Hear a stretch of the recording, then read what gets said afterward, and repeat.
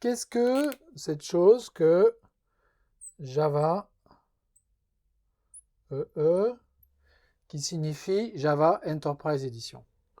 En fait, on se rappelle qu'on a commencé par voir ce que l'on appelle Java SE. Et en général, c'est avec Java SE qu'on commence à travailler en Java. SE veut dire Standard Edition et Java SE, c'est un compilateur, une machine virtuelle, et puis ce qu'on appelle le JDK, le Java Development Kit, c'est-à-dire l'ensemble des classes de la librairie runtime qui permettent de programmer des applications.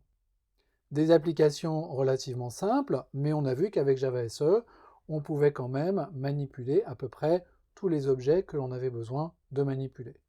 On peut faire de la programmation concurrente, on peut s'adresser à des bases de données, on peut faire du XML, on peut faire du JSON. Donc on a les éléments de base qui vont nous permettre de programmer des vraies applications. Java EE, c'est un peu le pendant de Java SE, mais avec toutes les librairies qui manquent pour faire des vraies applications d'entreprise. Et essentiellement deux catégories de librairies. Les librairies qui permettent de gérer le web avec le protocole HTTP, les IHM web et le service de données au travers des web services.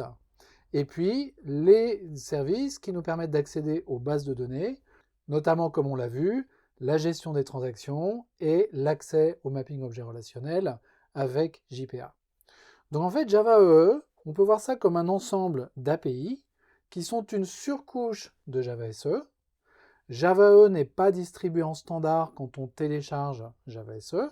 On n'a que Java SE quand on va chercher ce que l'on appelle Java. Mais c'est un ensemble d'API supplémentaires qui va permettre de faire des applications plus sophistiquées qu'on appelle des applications d'entreprise. Du point de vue de la licence, on est toujours à la fois dans l'open source et dans le libre de droit. Donc on n'a pas besoin de sortir sa carte bleue essentiellement pour faire du Java EE, exactement comme pour Java SE. Alors une fois que l'on a dit ça, on va rentrer un peu dans les détails de Java EE.